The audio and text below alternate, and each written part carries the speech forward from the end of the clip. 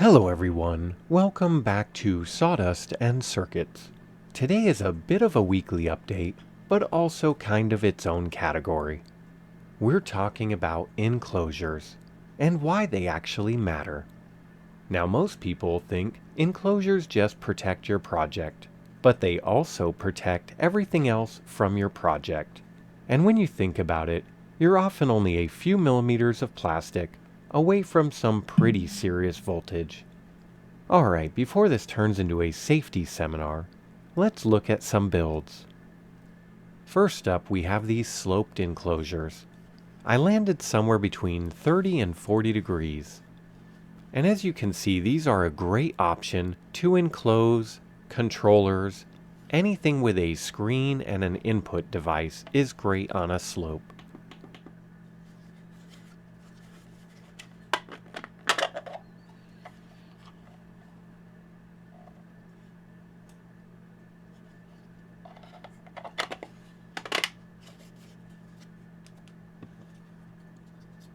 You can also make small displays or foot switches.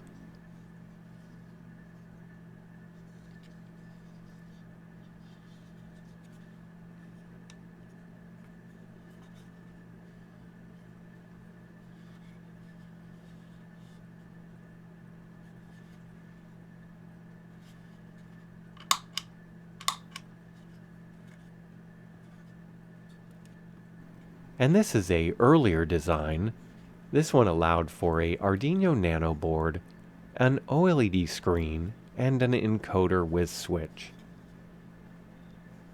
Next we will look at some weather-resistant enclosures. There's really no such thing as weatherproof. These enclosures have a bead or a seal around the inside of them to try as best as possible to block the environment. I like this round one because it's a 3-inch inside diameter. It has these pass-throughs that are almost all the way through. So if you need to run wires, you just drill it out.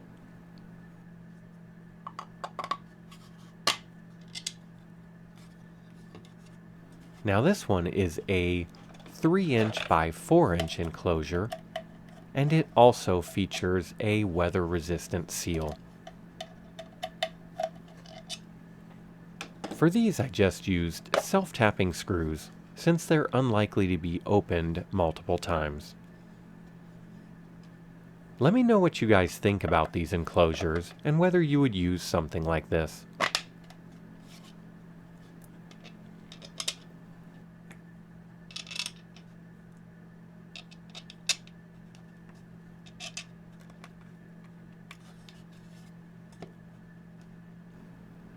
For me, the real magic of these 3D printed enclosures is the ability to pre-place all of the insides to do certain projects.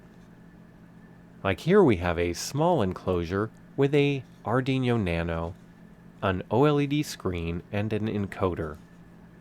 My goal with this one was a low-profile programmable device.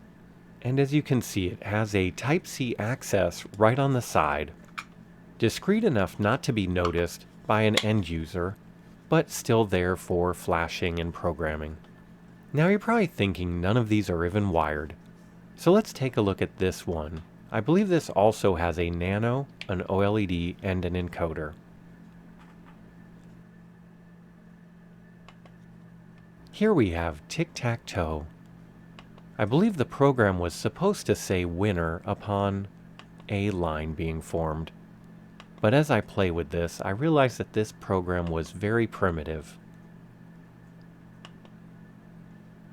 Let's go ahead and close this out and see what happens.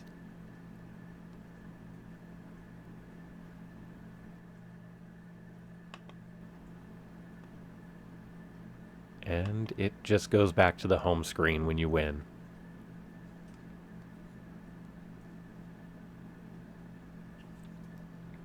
And as you can see, this enclosure is actually even smaller than the other one. Now this one's fun. Can you guess what this one was meant to do? And no, it doesn't work properly yet. You have an audio jack and a Type-C plug.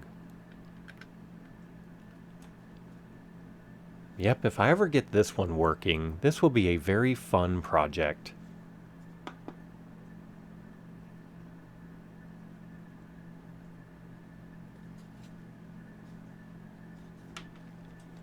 Now here is another in-process project that I don't have all the bugs out of the software. I'm much more of a hardware guy than a software guy, so I struggle a bit with these programs. Yeah, the plug is not really very tight on this one. But as you can see, this is a cable tester that's supposed to have 78 testable pins to be able to test cables for high resistance shorts. But the problem with this is I'm using these multiplexer boards and I keep getting noise between the connections.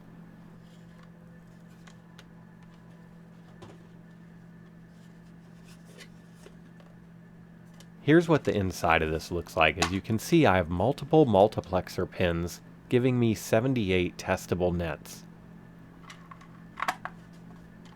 But that's for another time. Here we have a nice enclosure for a ZK1200 amp. This holds a 2-channel amp with Bluetooth.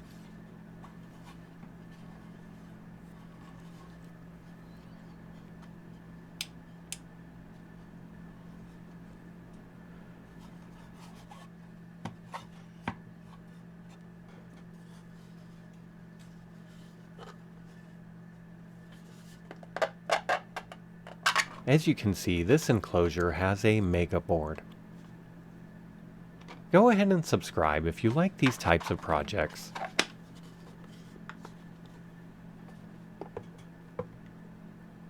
That's about it for today's video. Let me know in the comments if you would build or use any of these projects. Thanks for watching, and I'll see you next time.